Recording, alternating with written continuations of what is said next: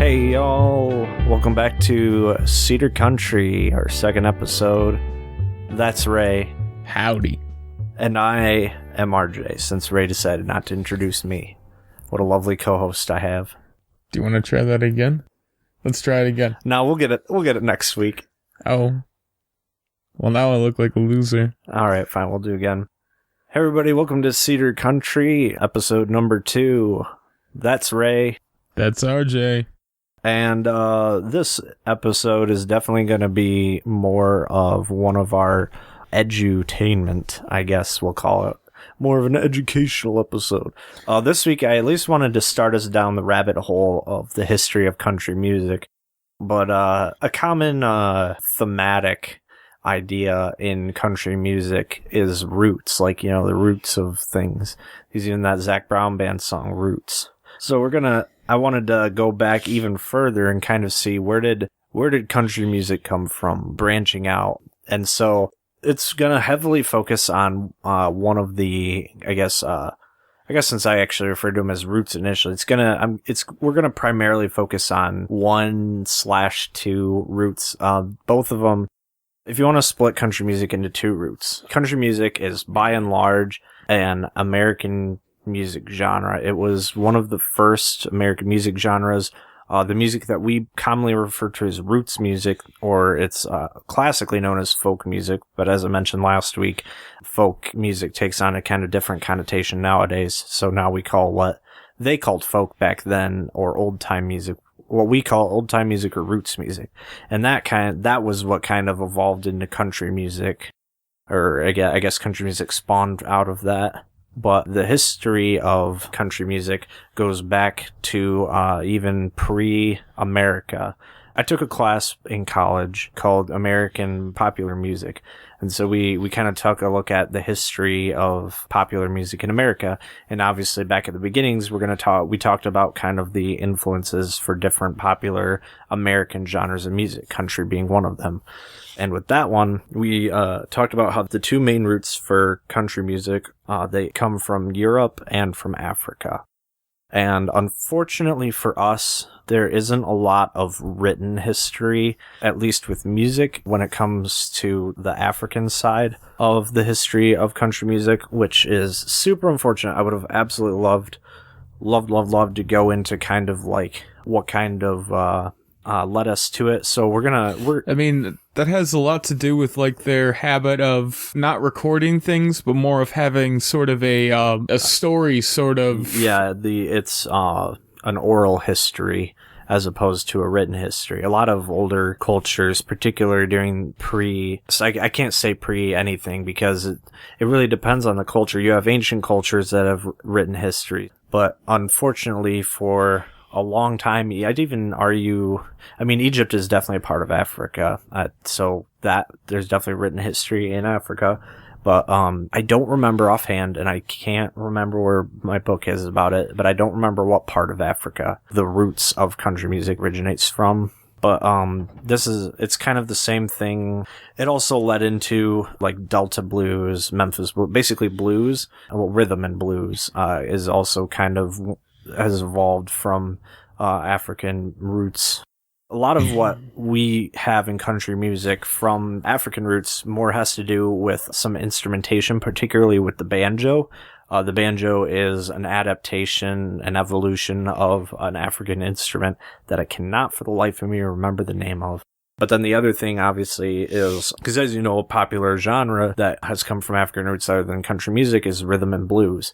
And so rhythm is a lot of what we got, like a lot of, I mean, that was even a thing. It took a long time for it to kind of bleed into other genres of music, from blues and gospel and things of.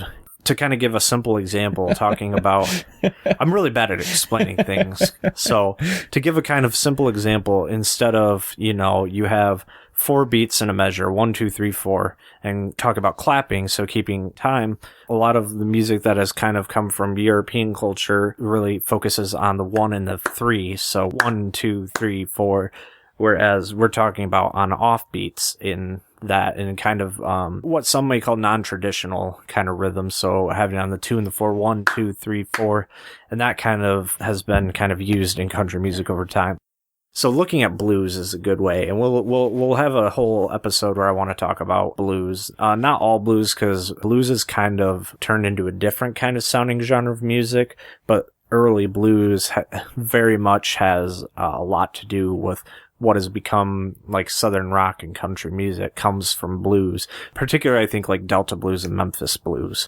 So we'll focus on that more when we get to there, and we can talk about that more also because I totally forgot I needed to do some more research. So we're kind of winging this one. But so we're primarily going to focus on the European influence of country music today because that's what we have. I'm going through recorded history, and so that's primarily what we have to go on. And specifically, we're talking about songs in country music. We're not talking so much of artists or the sound, although that has to do with like these are songs.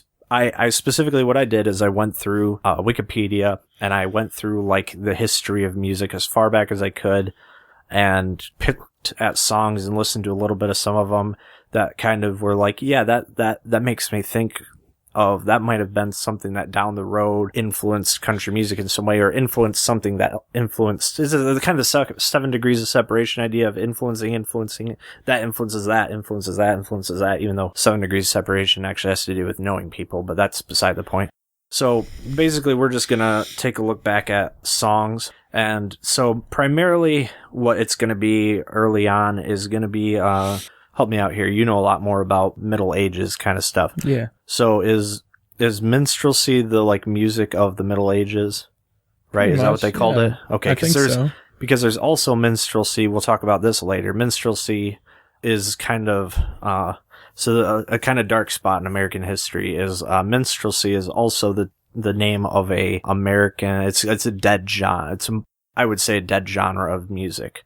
Or entertainment, I should say, because it primarily focused on the use of blackface, and it's considered the first truly American genre of popular music. That was it's like I said, it's a kind of a bleak spot on American history, but I feel like if you take out the negative aspects of history, you're not going to learn from that. And I mean, it does. There's definitely, we talked about this in my music business class, actually. We talked about Al Jolson, who was a vaudeville performer. So vaudeville is kind of a not quite as racist version of minstrelsy. So vaudeville show is, it's a variety show. Yeah, variety show. Think of like an older, like an olden days sort of Saturday Night Live or something like that. Or like even, a better Saturday Night Live is, except for that's all comedy sketches. Yeah. I'm thinking like, so the first thing that comes to my mind when I think of variety show is the Muppet Show. And that's truly a variety show because you have comedy, you have music and all this. That's a variety show. And that kind of, a variety show is kind of an evolution of vaudeville, which is, vaudeville definitely, saying that vaudeville didn't have any blackface is gonna be totally wrong. In fact, I actually learned recently there's even blackface in the early days of the Grand Ole Opry. Yeah, but that was a duo that was part of the Opry for several years in the beginning. But this is like it's incredible to me how we look back on blackface with such distaste. Rightfully so, but even like how many years ago now? I guess from when we were kids, it would have only been 30 years. So 30, 40. Now it's more 40, 50 years ago. I'd say 50, 60 years ago is kind of the end of when blackface was like not totally looked down upon by basically everybody. Kind of weird, right? It is. It's a weird thing. And I think it has to do with America trying to find its identity. But anyways. I think we're getting a little off topic from where we wanted to be. Yeah, that's a topic. You got another tangent. This is a topic for another day. I'm very good. I gotta rein you in a little very bit good here at and tangents. There. Yeah, you're here to. You're gonna keep me reined in. So anyways, what we're gonna be talking about is going back to the other kind of minstrelsy. The Middle Ages minstrel music. Yeah, minstrel music. Thank you. That's what it's called. It's different. Minstrelsy is different from minstrel music. Not quite as much because I guess I don't know, Mr. Middle Age expert. So when was because I know, from my understanding, from what I know, is most of the music we're looking at, I think, takes place like during and post Renaissance. So that's that's after Middle Ages, right? I'm pretty sure that minstrelsy started around in the Dark Ages. Yeah, but I'm asking, like, the Middle Ages, did the Middle Ages, is that concurrent with the Renaissance, just in a different part of the world, or is that pre-Renaissance? I think it's pre. I'm pretty sure it's pre-Renaissance. Okay, so it goes Dark Ages, then Middle Ages, when everybody. I could give you a whole tutorship about what leads up to the Renaissance, but we won't do it here. Yeah, so because the Renaissance is around in the 15th century, right? Yeah, which is about where most of our music history is starting here. It's right after the second wave of the Black Plague. Yeah, and so I do remember now. So most of the music we're talking about isn't gonna the earliest tune we're gonna talk about actually was around between, according to my research, all of this is according to research I did on Wikipedia and some other sites, but the first song on my list is from between 401 and 500, but then the next song is literally 1,000 years later, between 1401 and 1500. So that's... I wonder what happened in that 100 years. Well, it's first of all, it's 1,000 years. That 1,000 years. I wonder what happened. Well, so the first song that we're going to talk about, which we'll get to in a second, it actually isn't the song itself. In fact, that itself won't finally show up in the form we know it as today until, I think, the American Civil War, or the war... What do they call it? The War of Secession? That might have been it. I don't know. They call it... Yeah, they totally call it something else down south, and it blows my mind. Like... I mean, I didn't know that till after I graduated high school that they had called it totally different. Yeah, it's funny because it's funny how much like the history books are written by the victors. They don't even take into account what the other group might. Yeah, think and I think because there are definitely like many survivors on both sides, so I think that's kind of why we have these two different names for it. But anyways, so. Since we live here in Michigan, we know it as the American Civil War, so I'm going to refer to it as that. But anyways, like I said, the final version of this first song didn't even really exist until, my apologies, I'm wrong. It wasn't the American Civil War, it was the American Revolutionary War. Yeah, that's totally way earlier, like 100 years prior. But so most of the music prior to what we're talking about, there's a lot of Latin music.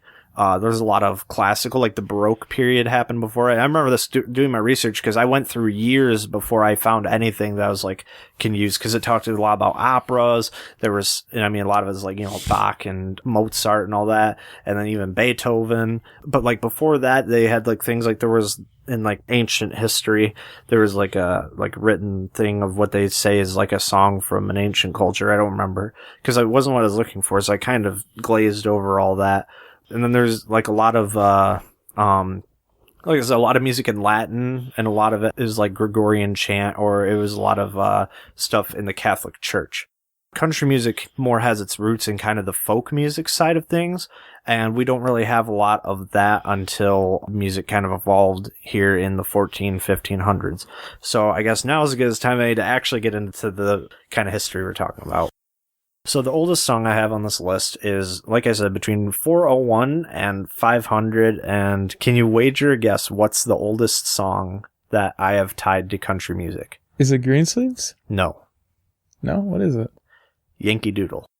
Like Yankee Doodle. Yep. Oh my gosh. And actually, thank you for doing that, for not even using the words, because between 401 and 500 is when the tune for Yankee Doodle first came around. So just the that whole thing, and that's public domain. We can sing that. I'm pretty sure. It is. Like most of this early stuff is public domain. Public domain is everything up until like the 1920s, which is just after the start of recorded music. So just off on a tangent, do you know what isn't public domain that totally should be? That you never would know? Did you know that Happy Birthday isn't public domain? And that's why they can't sing it in any restaurants? That's your fun fact of the day. That's something also, you know that song's in a minor key. That's weird. Yep. But it's not like usually when you get something in a minor key, it's doom nice and gloom. and sad. Yeah. Or sad. But it's not. It's the way it's written. But if you transpose it to a major key, it sounds off. But anyways, so up until a little bit down the list, most of these songs, because this is back way in early history, recorded music didn't show up until, I believe, 1889 is the first records of recorded music. And it was, like a lot of things, it was probably invented by several people simultaneously, at least different ways. Like the ability to record the human voice, I think, was created. But I think the one that kind of prevailed, unsurprisingly, was the one by Thomas Edison, which is the wax cylinder. But like I said, that's not even until 1889, if I remember correctly. And actually, most of those early recordings are lost to time, like the actual recordings themselves. Interestingly, on a quick side note, I have actually found online there's the earliest surviving recording of the human voice, and it's really weird sounding and kind of creepy. So if you have the time and want to check that out, it's like you just YouTube like earliest recorded voice.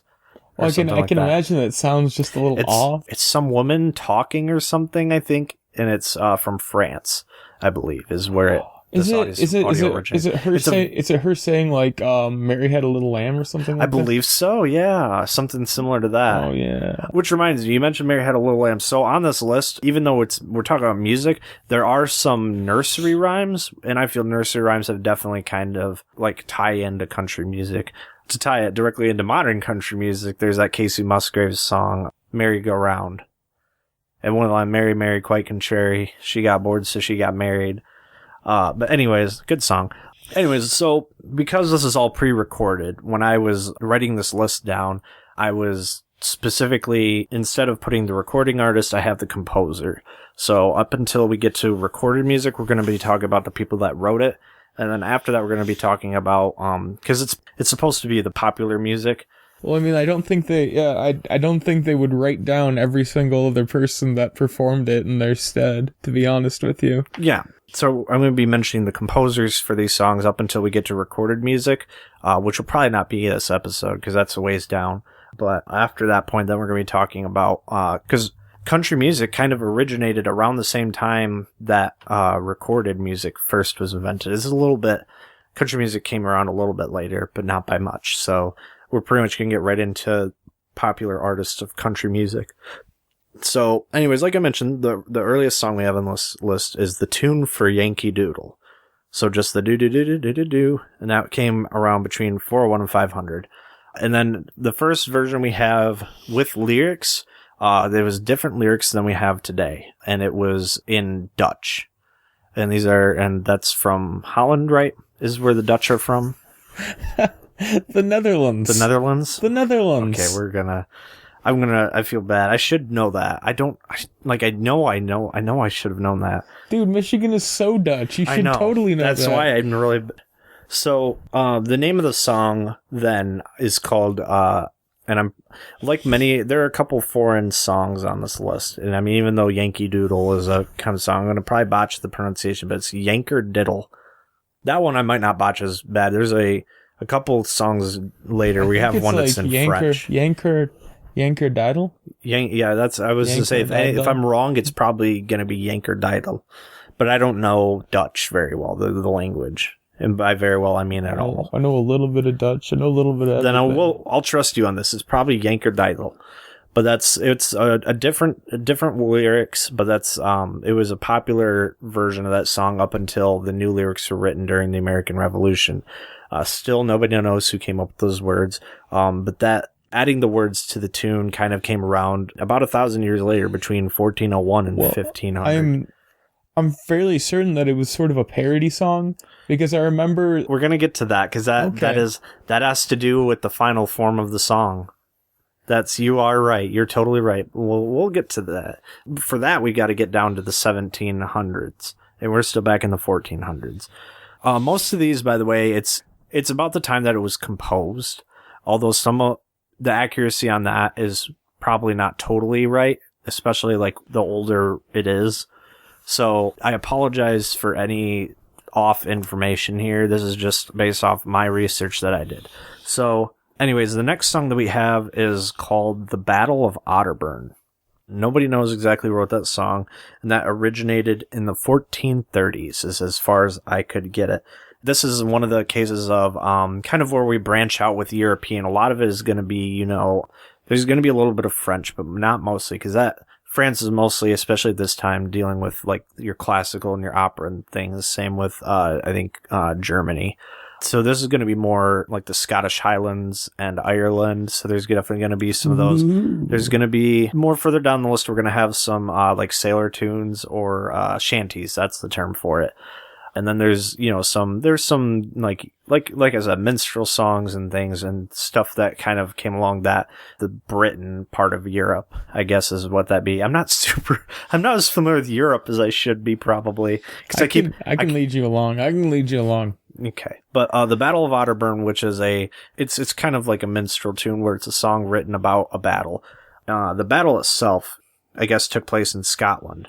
And according to Scottish sources, according to Wikipedia, it took place on the 5th of August in 1388 is when the actual battle, although according to English sources, it says it took place on the 19th of August.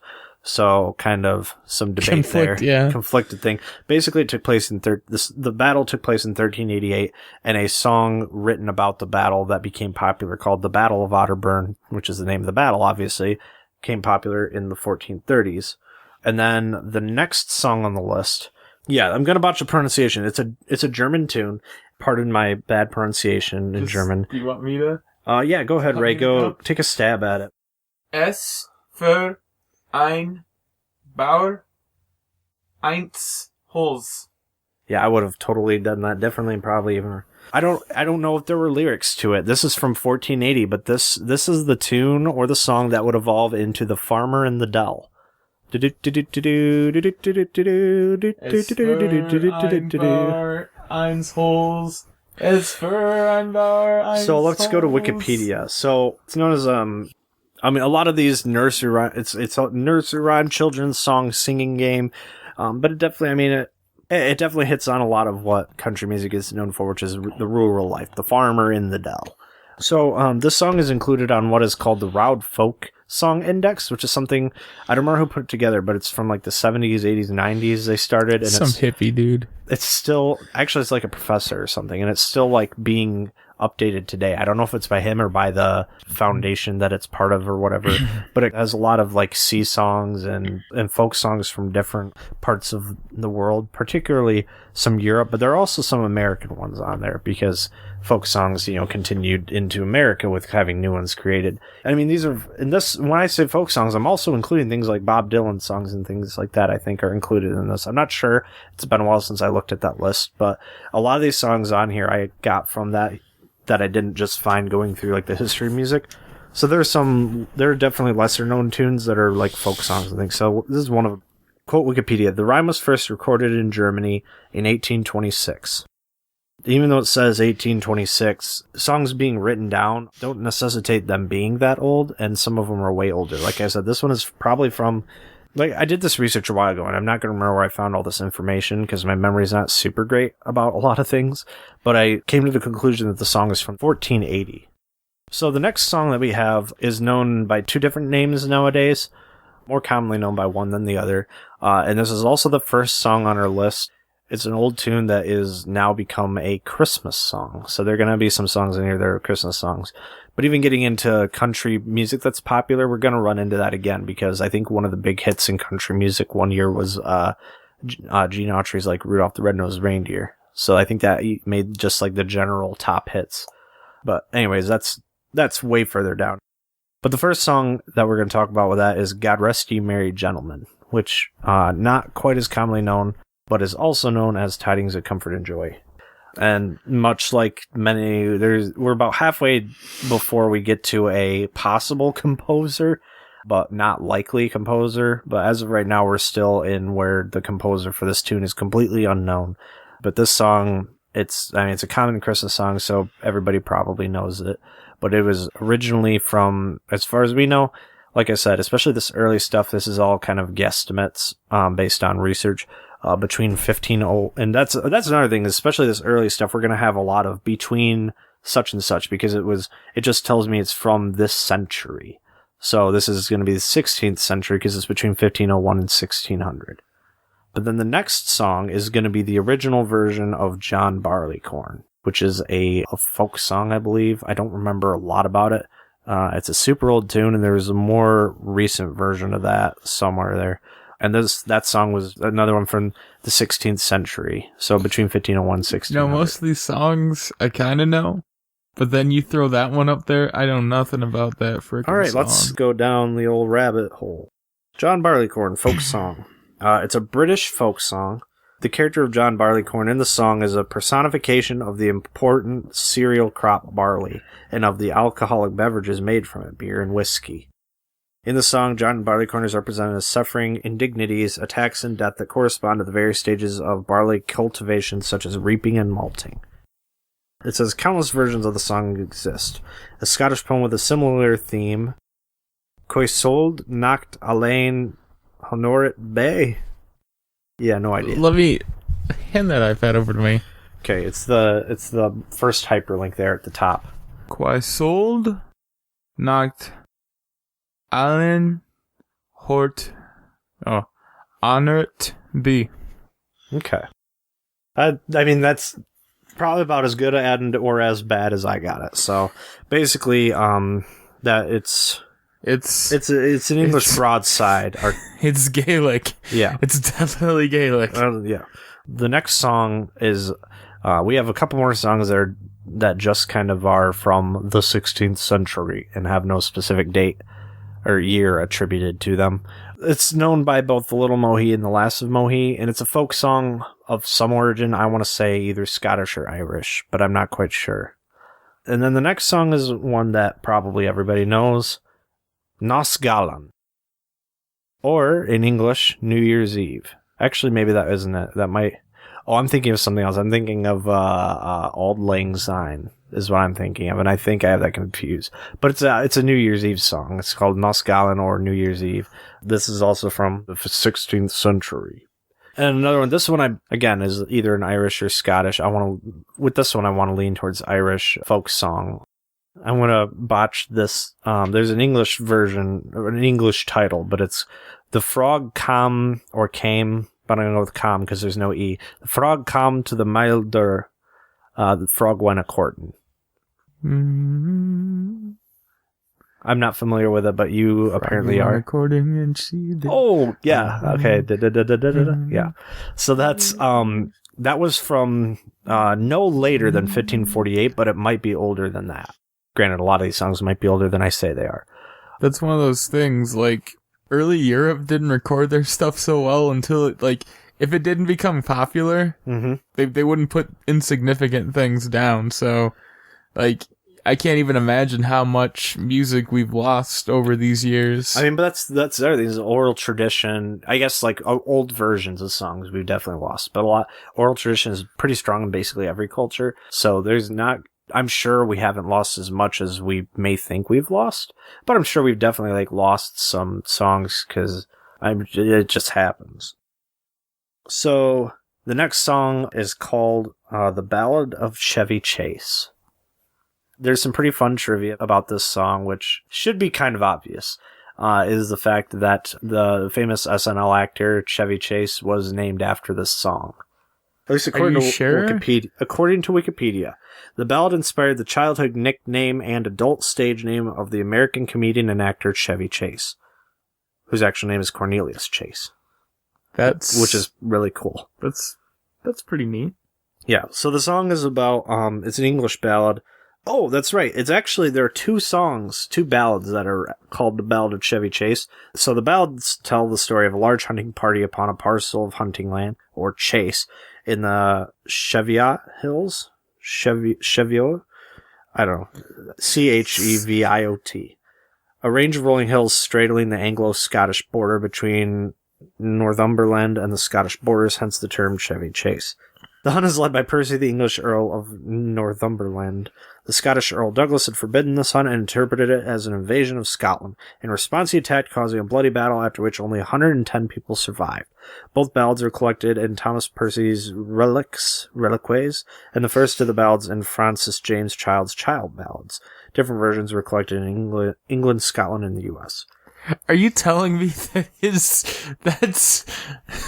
that's really bad? You're nicknamed after the song about about a... It's a popular ballad. It's really funny. Yep. Kind of dark. Oh yeah, this one, it's the song is fairly similar apparently to the Battle of Otterburn. And in fact, some people think that the Battle of Otterburn is an earlier version of the Ballad of Chevy Chase.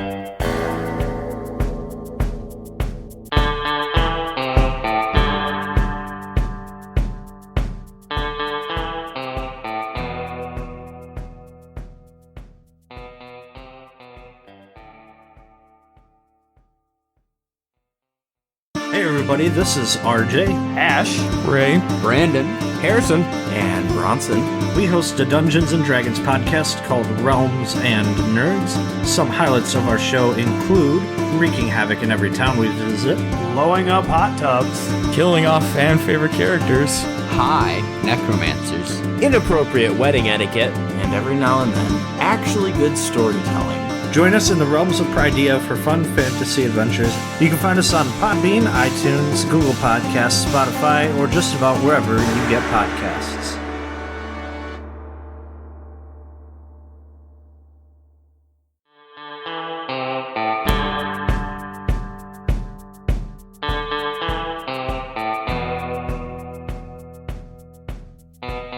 And now we finally get to our first song that has a possible composer.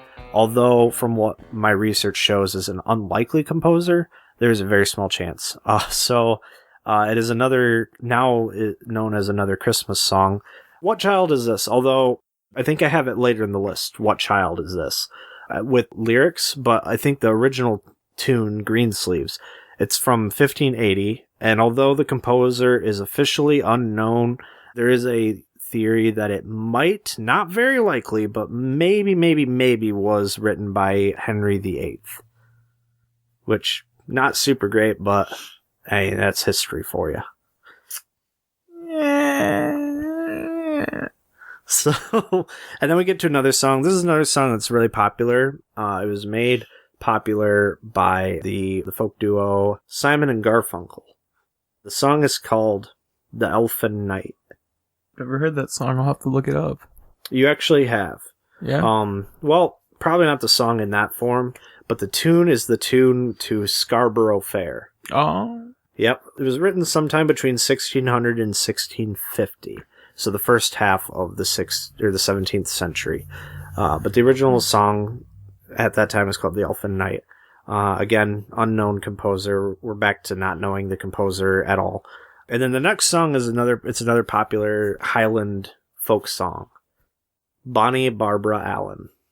Although I think nowadays it's just called Barbara Allen.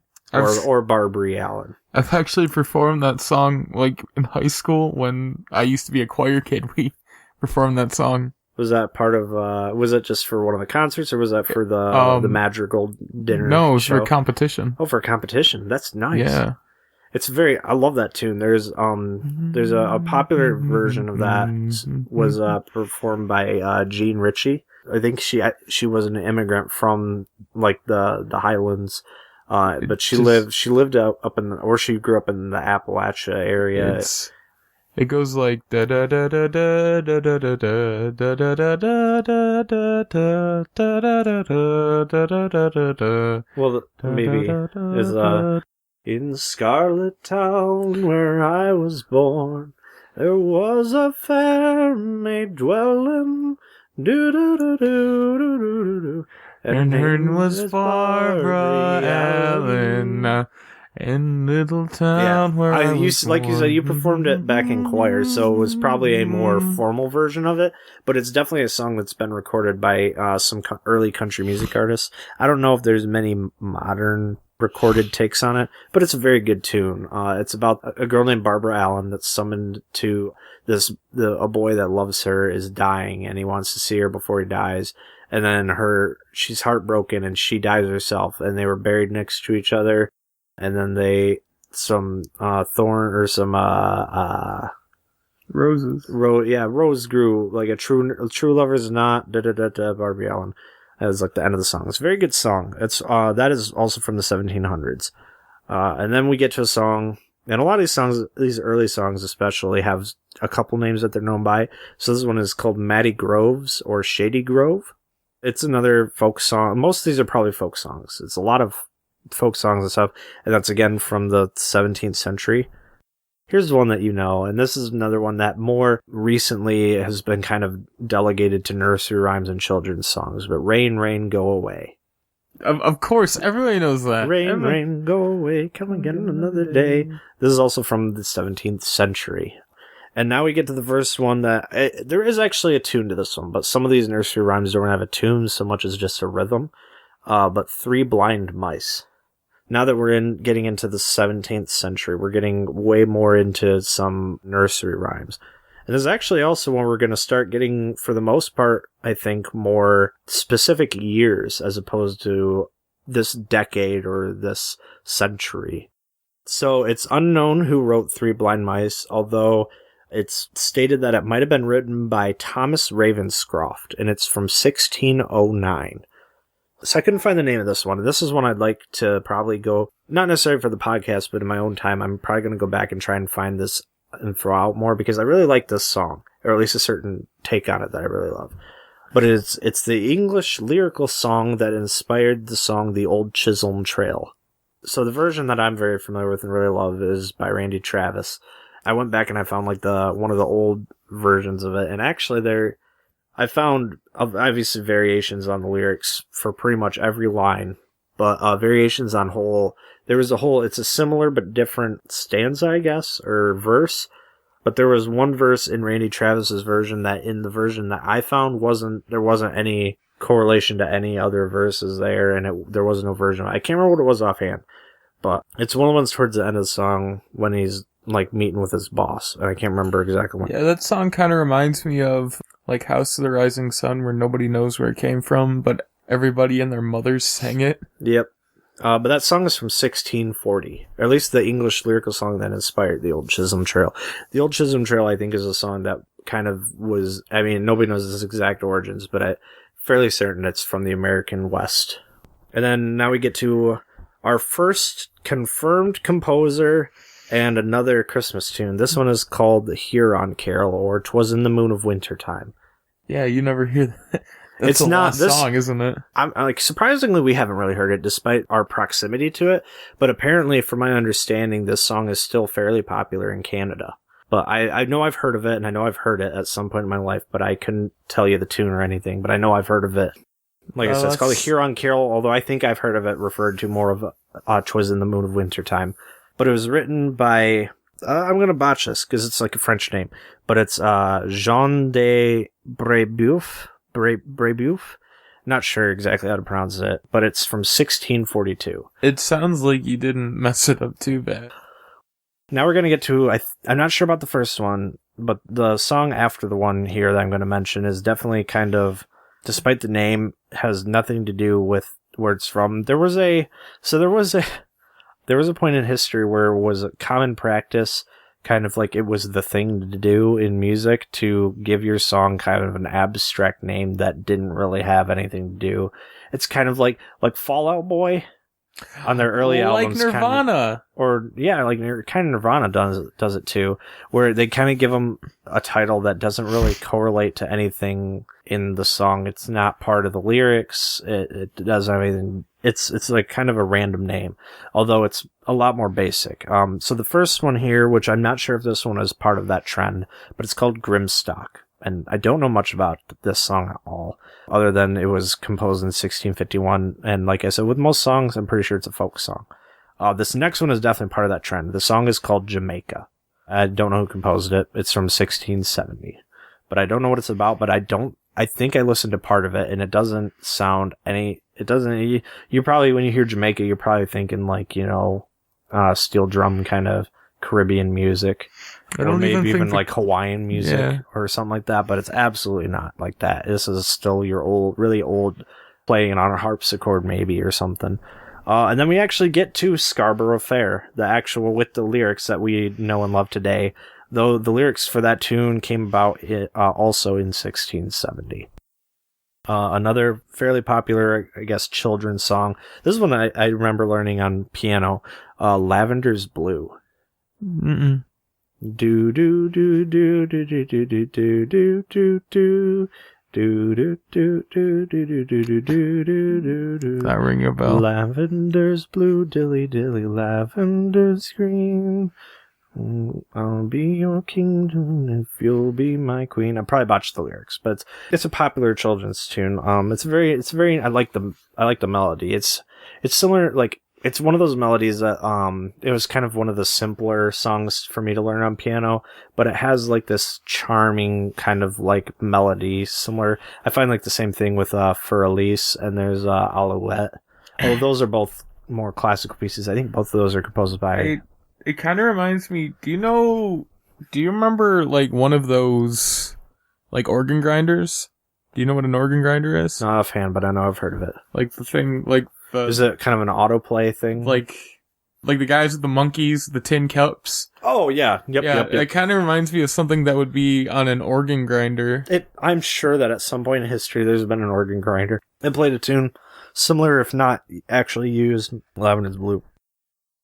Alright, so now we're going to get to the first song that might be a sea shanty. It's for sure a ballad. So the song is called Captain Johnson's Last Farewell. I have no idea what that song is. This is the information I got from some library or something, some archive thing from the University of Michigan. So, Captain Johnson's Last Farewell, who was arraigned for assisting in the stealing a young heiress, for which he received sentence of death and was accordingly executed at Tyburn the 23rd. Of this instant, December 1690, to the tune of Russell's Farewell, licensed according to order. Alternate title, Captain Johnson's Last Farewell to the World. So yeah, it's a song about a guy named Captain Johnson. That's all I really know. But I think it might be a sea shanty, but I'm not quite sure. That's from 1690. And then the year after that, 1691, we get a song called The Bachelor's Answer to the Helpless Maiden. Also don't know who composed it, don't know much about it. I think I've heard that song before, but I can't think of a tune to it offhand. Alright, well, the next song is called While Shepherds Watched Their Flocks, which from the sounds of it, I think is a Christmas tune. And then, this is another name I'm gonna botch, but it's, I think our second confirmed composer, Laureate Nahum Tate. And we are now in 1700s, so we're now in the 1700s. We're getting close to the American Revolution. Yes. That's actually going to be coming up here really quick, because there's not like a lot of the tunes here are going to really kind of pop up after we kind of become our own country. Do we get to talk about Yankee Doodle now? No. We're still at 1700. Oh. Actually, we're in 1701, but I'm going to make your day a little bit better, because we're talking about the first that I can absolutely say for certain, I guess I can't say for certain, but another one I'm fairly certain of, another sea ballad. It's definitely a sea ballad. I don't know if it's a shanty, but it's a sea ballad, and it's probably one of the most popular ones. It is The Ballad of Captain Kidd, or just called Captain Kidd. I don't know the tune, but I know the words because of the I Spy Treasure Hunt book. It's my name's Captain Kidd, and I did what I did. I don't remember the rest of it. That's all I can remember. Nobody knows who wrote it. That's from 1701. Now we're going to really get into some nursery rhymes, because now we're to Jack and Jill, which is during the 18th century, between 1701 and 1800. Same as the next one, which is Little Jack Horner, another nursery rhyme. And now we're to a song called Tavern Bilkers. I think I'm going to like this song. I don't know a ton about it. Let's look it up. So this is from Britannica. So it's the page is actually about John Weaver, who is the composer. It is it's a burlesque.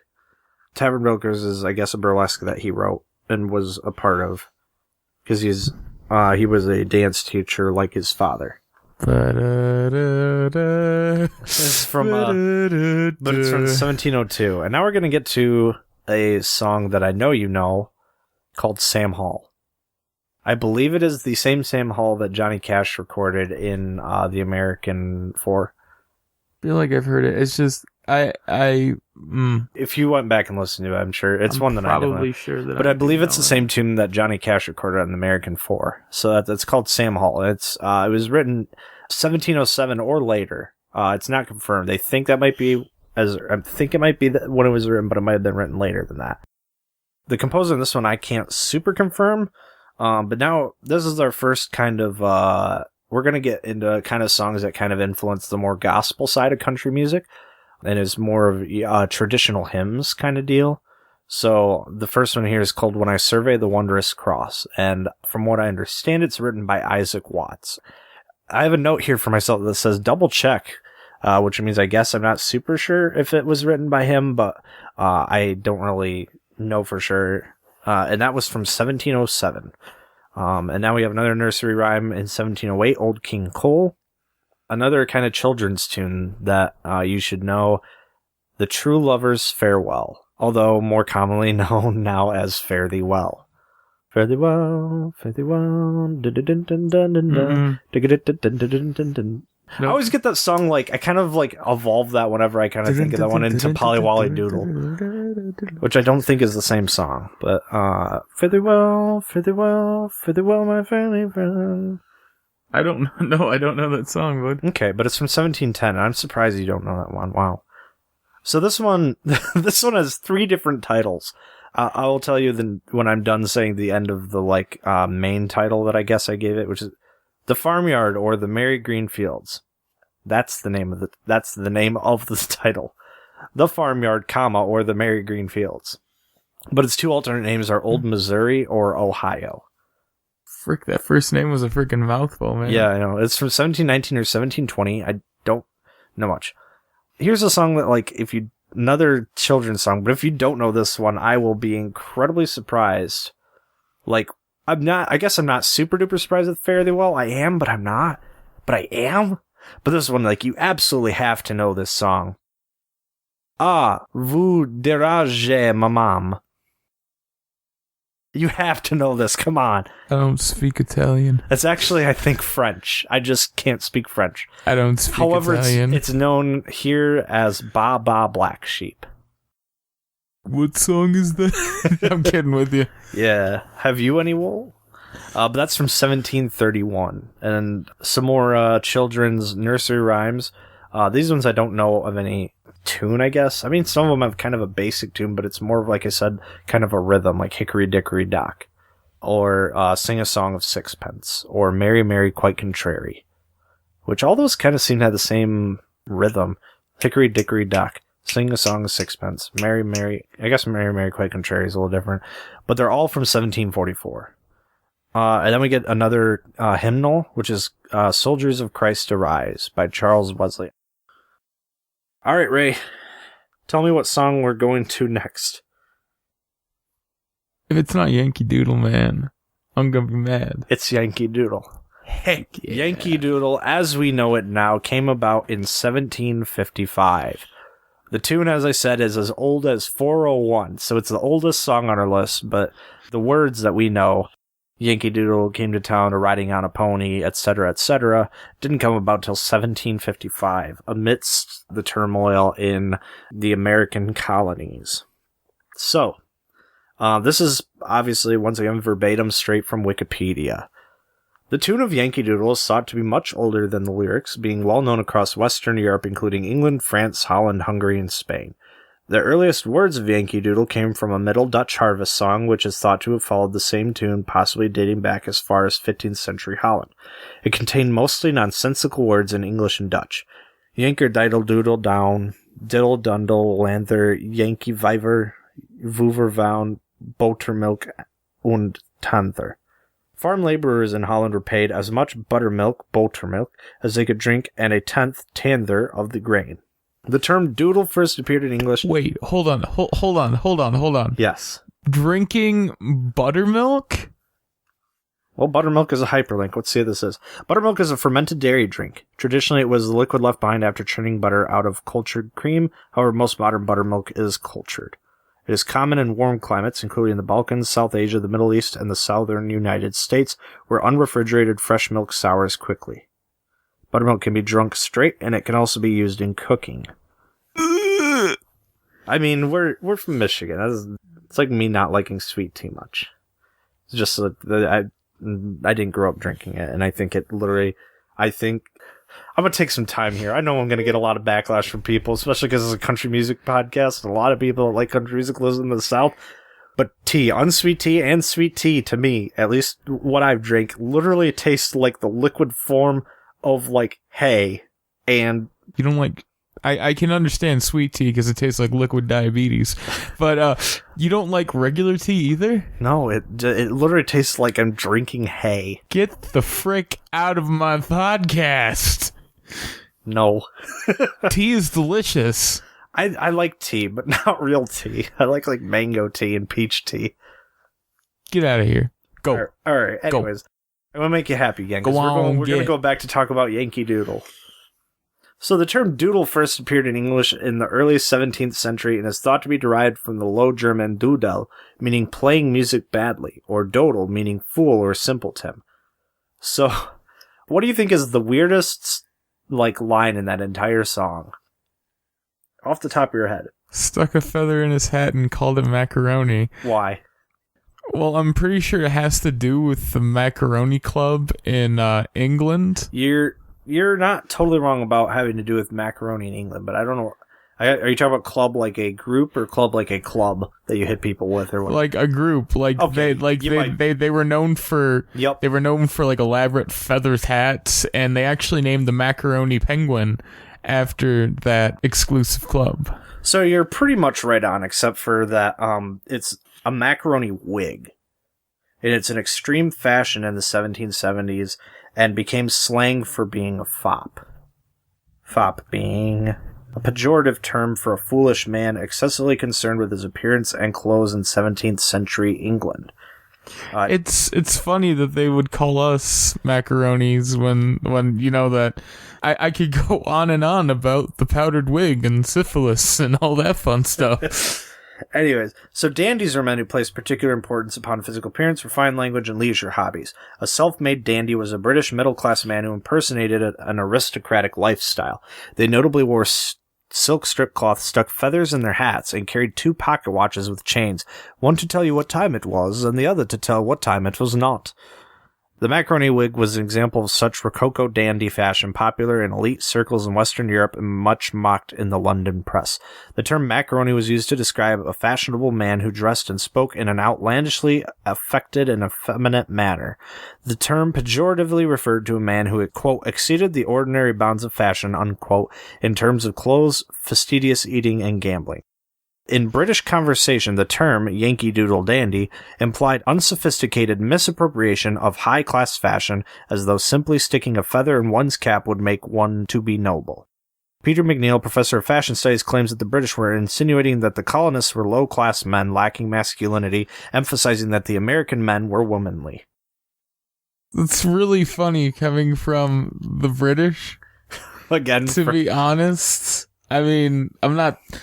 Sorry, British viewers. Listeners, viewers.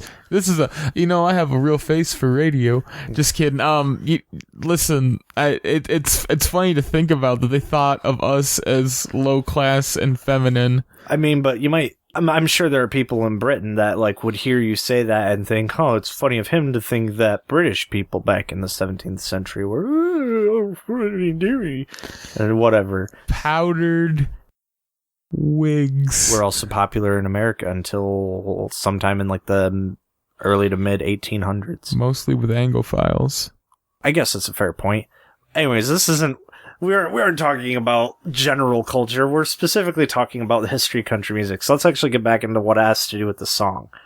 So, the song was a pre-Revolutionary War song originally sung by British military officers to mock the disheveled, disorganized colonial, quote, Yankees, unquote, with whom they served in the French and Indian War. So it was actually written during the French and Indian War to kind of mock their, at the time, co-brothers in arms. It was written around 1755 by British Army surgeon Dr. Richard Shuckburgh, while campaigning in Upper New York, and the British troops sang it to make fun of their stereotype of the American soldier as a Yankee simpleton who thought he was stylish if he simply stuck a feather in his cap. It was also popular among the Americans as a song of defiance, and they added additional verses to it that mocked the British troops and hailed George Washington as the commander of the Continental Army. By 1781, Yankee Doodle had turned from being an insult to being a song of national pride. And then there's a little America, bit more about, heck yeah. So it's one of the more interesting songs because The tune is super duper old, way the oldest song that I have here. And then the words as we know were written by a British man, Dr. Richard Shuckburgh, as kind of a mock of American troops and of the American soldiers of the time. And then they went and turned it around during the Revolution as kind of one of our more patriotic songs. And to this day, it's definitely one of the most well-known kind of patriotic songs of America. So it's super interesting. This is the house that Jack built. It's another nursery rhyme. This one's from 1755, same as Yankee Doodle. Then we have the Gosport Tragedy, which is from 1760. I assume it has to do with a boat. I don't know much about it. Another nursery rhyme, This Little Piggy Went to Market, 1760. Don't know who wrote it. Simple Simon, another nursery rhyme from 1760. And then there's a song called I Wish You All Good Night. It's written by James Hook, and it's from 1765. I think it's just a folk song. I don't think it's like a children's tune or a ballad or something like that. Then there's a song called Smiling Polly. Don't know if that's a nursery rhyme or not. I'm not familiar with it. It's from 1765. Then we have another nursery rhyme, Hey Diddle Diddle, also known as The Cat and the Fiddle, also known as The Cow Jumped Over the Moon, which are literally the first three verses of this nursery rhyme. And it's in 1765. And while not specifically country music, I know that nursery rhyme was kind of used in the, it has actually been recorded by Johnny Cash, but I think the most notable recording being by, Harry Chapin of, what's that song about the kid that, like, wants to just hang out with his dad, but then, his dad can never hang out with him, and when he grows up, he's like, sorry, Dad, I can't hang out with you. The cat's in the cradle and the silver spoon, little boy blue and his man in the moon. See, that's literally The Cat in the Cradle, that's what it's called. But it uses Hey Diddle Diddle, the cat and the fiddle, the cow jumped over the moon, da da da da. Little boy blue. And the next song is called Auld Robin Gray. Kind of old, like Auld Lang Syne, which I don't remember what that word is supposed to mean. So I think this is one of the ones, I'm not quite sure, I don't think this is a hymn, but it was written by Reverend William Leaves and Lady Anne Barnard wrote Auld Robin Gray in 1772. And that brings us to the end of pre-American independence, because the next song on our list was written in 1777. And I think it's going to be a good place to stop, because then we can talk about from 1777 until the beginning of recorded music is probably where we'll go to next with this kind of list of popular songs that kind of led to what became country music. So this is kind of the first part in going through the history of country music and prior. And obviously we've all been in prior, because we haven't mentioned any. The only time we've mentioned any names of country music acts or writers or anything that anybody probably know is just in passing, like, oh hey, Casey Musgraves did this song. So we'll get to that. So I don't know how we're gonna chunk these specifically. I'm gonna cut you off right there, and we're gonna saddle up and ride off into the sunset. So this has been Ray and RJ. Hope you enjoyed our Wow, you're really riding off in the sunset. But yeah, we hope you enjoyed the podcast. As we mentioned last episode, I don't know if we'll mention this every time, but we are also part of another podcast called Realms and Nerds, where we play D&D with several friends. Neither of us is the DM. Instead, we just like to mess around with our DM. And then you can also find us on social media. I did actually decide to make a Facebook page. There's a Facebook page for Cedar Country. I don't know if there's a nice little link to it yet. I gotta look into that. We're on Twitter and Instagram and Facebook. Our handles for Twitter and Instagram are both Cedar Country. The only difference is the one on Twitter, there's an underscore between the two words, whereas on Instagram, it's all just one word. So that's a thing, I guess. But then you can also find us on Twitter, like, individually. I am at the RJ Moore, THERJMOORE, and Ray is at Hunter Subclass, which is Hunter_subclass, right? Yeah, something like that. Yeah, something similar to that. I'm sure you can find it through some way if you really try hard enough. But hey, if I get enough followers, I might actually use it. I think you said that last time. But anyways, like Ray said, it's about time that we ride off into the sunset. Yeah.